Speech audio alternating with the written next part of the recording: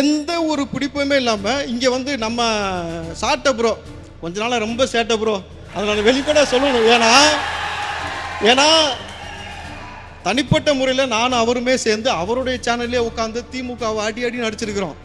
அதெல்லாம் வந்து நாங்கள் 2 பேரும் இந்த நிகழ்ச்சி நடந்திருக்கு. ஆனால் இன்றைக்கு அரசியல் களத்துக்குள்ளே நீங்கள் வந்த பொழுது நீங்கள் சொன்ன வார்த்தை இந்த 2 திராவிட கட்சிக்கு மாற்றாக தான் நான் வந்திருக்கேன்னு சொன்னீங்க. உள்ளபடி நான் ரொம்ப சந்தோஷப்பட்டேன்.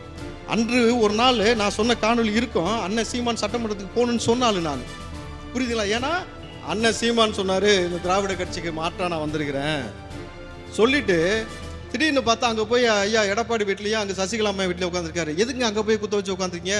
அவ்வளோ பெரிய கட்சி அழிஞ்சிடக்கூடாதுன்னு நினச்சேன். உங்களுக்கு என்ன அக்கறை? யாருக்கும் இல்லாத அக்கறை. பராசக்தி டயலாக் மாதிரி பேசுவோமே. ஏன்னா மிகச்சிறந்த நடிகன். ஏன்னா ஒரு இதில் ஜட்ஜா நடிச்சாரு, ஒரு இதில் வந்து கான்ஸ்டபிளா நடிச்சாரு. அதுக்கப்புறம் பார்த்தீங்கன்னாக்கா மிமிக்ரி அவர் மாதிரி பண்ண வராதுங்க. இப்போ நடிச்சீங்கல்ல போலீஸ் வருதுல ப்ரோ, க்ளோஸா வாட்ச் பண்ணுவேன். இவர்களை நான் சொல்லவில்லை. ஆனால் பொதுவாக ஒரு வழக்கு என்ன தெரியுமா பேசினாங்க, தளபதி விஜய்க்கு கூட்டம் வருது அப்படின்னு சொன்னாக்கா நடிகன்னா கூட்டம் வரும் அப்படின்னா அதோட நிப்பாட்டத்தை கூட பரவாயில்ல. நயன்தாராவை அனுப்பிச்சா கூட்டம் வரும், சன்னி லியோன் வந்தா கூட்டம் வரும். இது ஒரு பேச்சு. சரி நான் சொல்றேன், நாங்க எங்க தளபதியை பத்தி வீட்டில் உட்காந்து எங்க அக்கா கூட எங்க அம்மா கூட என் பொண்டாட்டி கூட புள்ள கூட உட்காந்து பேசுவோம். நீ அதே மாதிரி சன்னி லியோனை பத்தி கூட்டில் உட்காந்து பேசுவியான்னு கேக்குறேன். இந்த கேவலமான அரசியலை நிப்பாட்டிக்கங்க. எம்ஜிஆர் ஜெயிச்சது போல அண்ணா ஜெயிச்சது போல நானும் ஜெயிச்சிருவேன். 1967 போல 77 போல 2026 நான் ஜெயிச்சிருவேன். எம்ஜிஆருடைய ராமாவரம் தோட்டத்துக்கு கதவுகள் மூடியதாக சரித்திரம் கிடையாது. பனையூர் கதவுகள் திறந்ததாக சரித்திரமே கிடையாது. அப்படிப்பட்ட எம்ஜிஆர் மக்களுக்காக பாடினார். தூங்காதே தம்பி தூங்காதே, நீ சோம்பேறி என்ற பெயர் வாங்காதே என்று பாடினார். நீங்க என்ன பாடுறீங்க? கஞ்சா இருக்குல்ல என்றாரு. 10வது பாட்டில் நான் குடிக்க அண்டாவ கொண்டா சேசடிக்க. இதான் கஞ்சா ஒழிப்பா? திமுக ஆட்சியில கஞ்சா இல்லையா கேக்குற தகுதி உங்ககிட்ட இருக்கா? திரைப்படத்தின் மூலமாக சிகரெட், இப்படி இதுதான் கஞ்சா ஒழிப்பு, இதான் போதைப் பொருள் ஒழிப்பு, இதான் புகையிலை ஒழிப்பு. சீமானும் சாட்டை துறைமுருகனும் அவங்களும் சினிமானம் தானே வந்தாங்க. நாங்க சினிமாக்கார அரசியலுக்கு வரக்கூடாதுன்னு சொல்லல, சினிமா என்ற தகுதியை மட்டும் வச்சுக்கிட்டு அரசியலுக்கு வராதீங்க. திமுக தொடங்கும் போது அடைந்தால் திராவிட நாடு இல்லைய சுடுகாடு என்கிற முழக்கம் வச்சாங்க. திமுக தொடங்கும் போது சாதி ஒழிப்பு, சமூக நீதி, இட ஒதுக்கீடு, வகுப்பாரி பிரதித்துவம் என்ற கோட்பாடு இருந்தது. உங்களுக்கு என்ன இருக்கு? திராவிடமும் தமிழ் தேசியமும் இருக்கு. இதான் ஏன் விஜய நாங்க எதுக்கு தெரியுமில? திராவிடம் வேறு, தமிழ் தேசியம் வேறு. திராவிடமும் தமிழ் தேசியம் ஒண்ணுன்னு சொல்றது கருவாட்டு சாம்பார் மாதிரி. ஒண்ணு அந்த பக்கம் நெல்லு, இல்லன்னா இந்த பக்கம் நெல்லு, நடுவுல நிக்காத அப்படின்னு சொல்றோம். இதை ஆதவ அர்ஜுனா சொல்றாப்ல, நாங்க நம்பி ஏமாந்துட்டோம். 2011 இருந்து 2021 வரைக்கும் திமுக ஆட்சியில இல்ல. 2006 2011 திமுக ஆட்சி சரியில்லைன்னு சொல்லிதான் மக்கள் வாக்கு செலுத்துறாங்க. 10 ஆண்டுகளாக ஆட்சியில இல்லாத திமுகவுக்கு ஓட்டு போட்டு திமுக வர வச்சுட்டு இப்போ தீய சக்தி போன வாரம் வரைக்கும் தீய சக்தி, இப்போ பராசக்தி. ஒரு சின்ன பையன் தொலைக்காட்சி தொடர்ல அது இது எது நடிச்சு டான்ஸ் ஆடி ஜோடி நம்பர் நடிச்சு காமெடியனா இருந்து மேல எந்திரிச்சு ஒரு சின்ன பையன் ஹீரோவா வர்றத பார்த்து சகிக்க முடியாம எங்க படத்துக்கு போட்டியா யாரும் வரக்கூடாது, ஜனநாயகனுக்கு போட்டியா யாரும் வரக்கூடாதான் எங்களை சொல்றாரு. நீங்க அங்க அதை கேட்டீங்களா, இதை கேட்டீங்களா? பிஜேபி மேடையில நீங்க ஏறினீங்க, RSS மேடையில. சரிப்பா, நீங்க RSS எதுக்குறீங்க, பிஜேபி எதுக்குறீங்க, உங்க கொள்கை எதிரி, பாசிச எதிரி. அப்படி என்றால் ஜனநாயகன் படத்தை முடக்க நினைக்கிறாங்கன்னு சொல்றாங்க. அந்த முடக்க நினைக்கிற அந்த பாசிச பாஜகவை ஏன் உங்க பக்கா மாசு எதிர்த்து பேசல?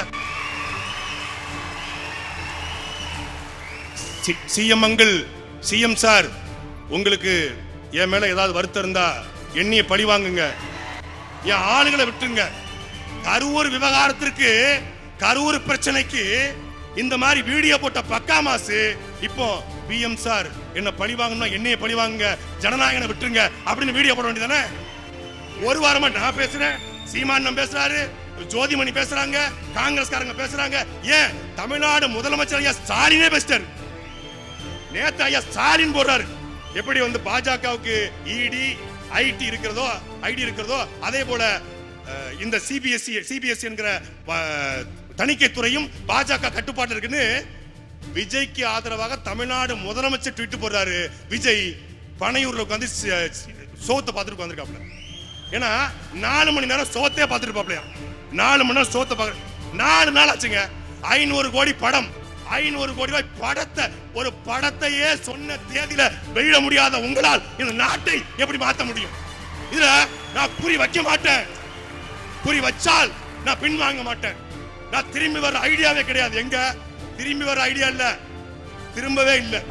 அப்புறம் நம்ம தம்பி சாட்டை, நாங்க எவ்வளவு உரையாடி இருக்கோம், எவ்வளவு பேசியிருக்கோம் எங்க 2 பேருக்கு தான் தெரியும். விஜய் அவர்கள் இந்த இப்படி நின்னாரு இப்படி நின்னாரு போராட்டமெல்லாம் பேசுறாரு. சரி, நான் ஒண்ணு செய்யட்டுமா? அன்பு தம்பிகளே, அண்ணனை வலசரவாக்கம் வர சொல்லியிருக்கிறார்கள். நீங்கள் எல்லோரும் உடனே வந்துடணும். அண்ணனுக்கு எப்படி சொல்றதுன்னு தெரியல. எனக்கு சாட்ட அளவுக்கு அவர் அளவுக்கு பெர்ஃபார்மன்ஸ் பண்ண வருமான்னு தெரியல. லைவ் ரிலே எப்படி ஒரு லோக்கல் ஸ்டேஷனுக்கு விசாரணைக்கு கூப்பிட்டதுக்கு அத்தனை பேரை கூப்பிட்டு இவர் இப்படி இப்படிங்கிறாரு. சரி, நான் என்னன்னு சொல்றேன், அம்மையார் ஜெயலலிதா அவர்களை சட்டமன்றத்தில் வச்சு அடிச்சது யாரு? அன்னைக்கு அவங்க ஒரு அரசியல்வாதி. ஆனா கம்பேக் எப்படி இருந்துச்சு? சட்டமன்றத்துக்குள்ள உங்களை விட்டு விரட்டி அடிச்சாங்களா?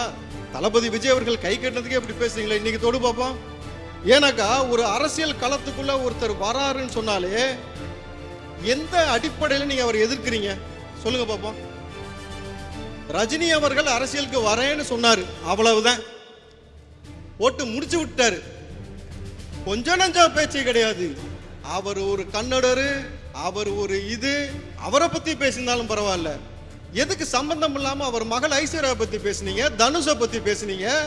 அப்புறம் அஜித்தை பத்தி, அஜித் ஒரு மலையாளி, இங்க கன்னடம், அங்க மலையாளி. விஜயகாந்த் அவர்களை அவன் தெலுங்க. இன்னும் கூடுதலா போய் நல்ல கண்ணு கெண்டக்கால் மயிருக்கு ஒரு சமமா வருவானா விஜயகாந்த் பேசியது யாரு? நல்லா தெரியும். அண்ணன் சீமான் அண்ணன் தான் அதுக்கு பேசினார். அப்போ அரசியல் களத்துக்குள்ள வந்தாங்கன்னா நல்லது செய்யறாங்களான்னு பாருங்க. நீங்க எதற்காக பிளவுவாத அரசியல் நீங்க பேசுறீங்க? நீங்க எல்லாத்தையும் ஒத்துமையா இருக்கணும்னு சொல்லிவிட்டு நீங்க சாதி அரசியலை கையில் எடுக்க வேண்டிய அவசியம் என்ன? ஏன்னா மும்பைக்கு போய் பிஜேபி ஓட்டு கேட்டாலும் அப்படித்தான் பேசுவீங்க, சரிங்களா? அவர் சமீபமா ஒரு ட்விட்டர்ல ஒரு பதிவு போட்டிருந்தார். இப்ப பார்த்தேன், அண்ணே சொன்னா கேட்டுக்கணும் போட்டிருந்தீங்க ப்ரோ. அண்ணே சொன்னா கேட்டுக்கணும் அப்படின்றது இன்னைக்கு ரொம்ப ட்ரெண்டிங்கா வந்துகிட்டு இருந்துச்சு. இப்ப தம்பிமார்களே, அண்ணே சொன்ன மாதிரி பாம்பு கடிச்சா அப்படியே நின்னா விஷம் ஏறாது. ஒரு கட்டுவிரியம் பாம்பு கொண்டு வாங்க, கடிக்க விட்டு பார்ப்போம். சாட்ட புறாவை இப்ப கடிக்க விடுவோம். நீங்க அதே மாதிரி அமைதியா இருங்க. விஷம் ஏறுதா இல்லையான்னு நிகழ்ச்சி முடியறதுக்குள்ளே தெரிஞ்சு போயிடும். புரியுதுங்களா? அப்போ அண்ணே சொன்னா எல்லாத்தையும் கேட்க முடியாது. புரியுதுங்களா? பழனி பாபா சொன்னதை மறுபடியும் ஞாபகப்படுத்த வேண்டியது இருக்கு. எவன் ஒருவன் பெரியாரையும் எவன் ஒருவன் அம்பேத்கரையும் சந்தேகிக்கின்றானோ, வேணான்னு சொல்றானோ, அவனை நீ சந்தேகப்பட, அவனை கேட்டுக்காத, அவனை சேர்த்துக்காத, அவன் பேராபத்து அப்படின்றாரு. புரியுதுங்களா? பெரியாரை நீங்க உடைக்கிறதுக்கு கடப்பாறையை தூக்கிட்டு வரேன்றீங்க. சாட்டை அவர்களுக்கும் யூடியூப் சேனல் அவரில் பேசக்கூடிய அந்த விஷயத்துக்கும் நாம் தமிழருக்கும் சம்பந்தம் இல்லைன்னு அண்ணன் சொல்றாரு. அப்படின்னா அதில் நீங்கள் பேசுவது உங்களுக்கு தனிப்பட்ட கருத்து அப்படின்னு அண்ணன் சொல்றாரு. கரெக்டாக அப்படிதான்? நீங்கள் அப்படிதானே? நீங்கள் சாட்டை சேனலில் நீங்கள் பேசுறதுக்கும் நாம் தமிழர் கட்சிக்கு எந்த சம்பந்தமும் இல்லைன்னு சொன்ன பிறகு எதுக்கு உங்கள் சேனலில் உட்காந்து விஜயை பற்றியே பேசுறீங்க? அப்போ விஜயை பற்றி பேசினா வருமானம் வரும், காசு வரும். உங்களுக்கு ஒரு சவால், உங்களுக்கு ஒரு சவால். நீங்க உங்க சேனல்ல பேசாதீங்க. இன்னைக்கு மேல நீங்க மற்ற இடத்துல இந்த மாதிரி எல்லா இடத்துலயும் போய் விஜயை பத்தி பேசுங்க. நீங்க அவரை பத்தி பேசினால்தான் உங்களுக்கு வருமானம் வருதுனால நீங்க தொடர்ச்சியா பேசுறீங்க. இல்ல வருமானத்தை கொடுக்கறது யாருன்றதை அப்புறம் பேசிக்கலாம். புரியுதுங்களா? இதுல அனில் 65 போட்டுருவேன், அனில் 65 போட்டுருவேன்றது பிரதர். அணில செல்ல புள்ளையா ஊருக்குள்ள வளர்ப்பாங்க, புளிய ஜூல வச்சு வளர்ப்பாங்க, இல்ல காட்டுல வச்சிருப்பாங்க. ஊருக்குள்ள வந்தீங்கன்னு வச்சுங்களேன், மயக்க ஊசிதான். அதை பார்த்துங்க. தமிழ் இலக்கணத்துல நிறைய அணிகள் உண்டு. உருவக அணி, ஊமை அணி, வஞ்சக புகழ்ச்சி அணி, உயர் நவிர்ச்சி அணி அப்படின்னு பல அணிகள் உண்டு. சகோதரர் இப்ராஹிம் ராவுத்தர் பேசும்போது எனக்கு ஒரு அணி ஞாபகத்துக்கு வந்துச்சு.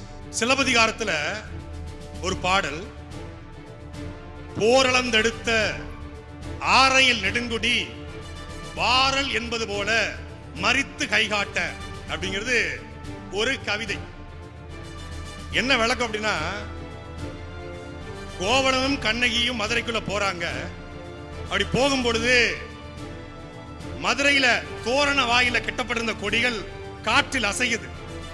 காற்றில் அசைஞ்ச உடனே கவிஞர் சிலப்பதிகாரத்தை எழுதிய இளங்கோவடி சொல்றாரு, அவனுக்கு ஒரு சம்பவம் நிகழ்ந்துருது. கோவலனுக்கு முன்னாடியே அந்த கொடியெல்லாம் அசைஞ்சு நீ வராத அப்படிங்கிற மாதிரி கை காட்டுச்சு அப்படின்னு அவர் எழுதுறாரு.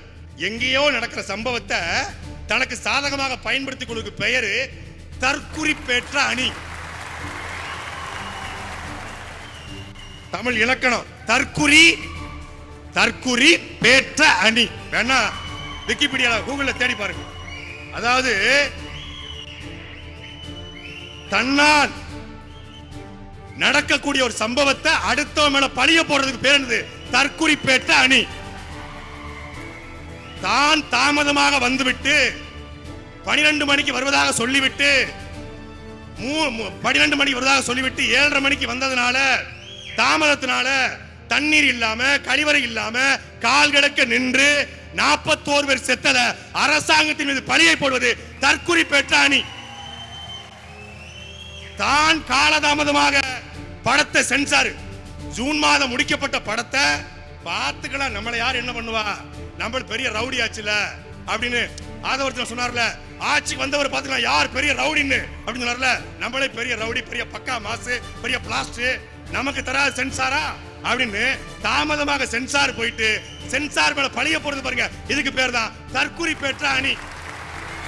சகோதரர் இப்ராஹிம் சொன்னாங்க, நயன்தாராக்கு கூட்டம் வரும் ஓட்டா மாறுமா, சன்னி லியோனுக்கு கூட்டம் வரும் ஓட்டா மாறுமா, எங்க தளபதிக்கு கூட்டம் வந்தா ஓட்டா மாறும்.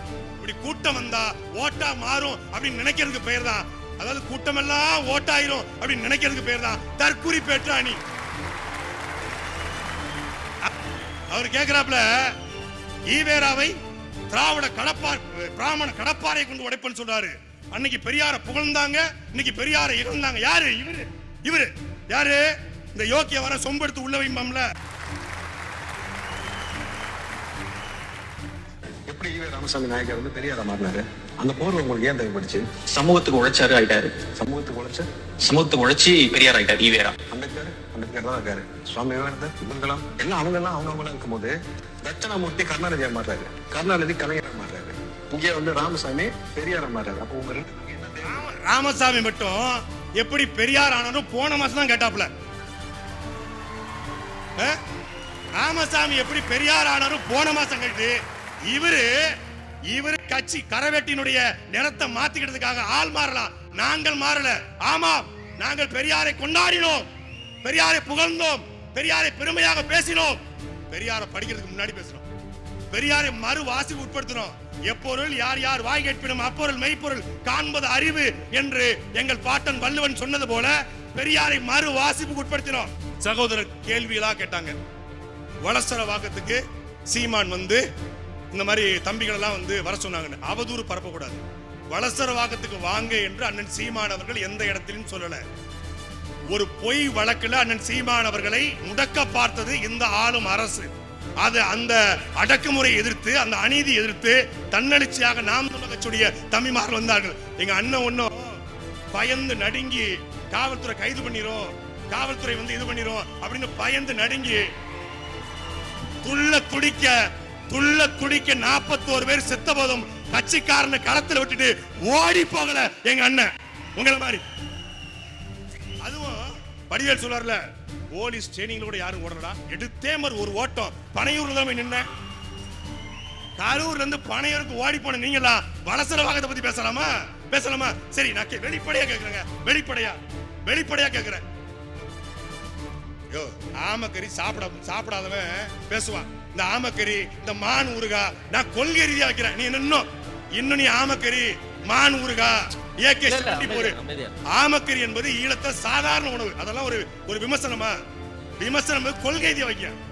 விஜயினுடைய தாவேகாவுடைய கொள்கை என்ன? கொள்கை எதிரி யாரு? பாஜக. கொள்கை எதிரி பாஜக என்று அறிவித்து விட்டு செப்டம்பர் 27க்கு பிறகு ஏன் அந்த பாஜகவை பக்கா மாசு விமர்சிக்கவே இல்லை? பதில் சொல்லுங்க.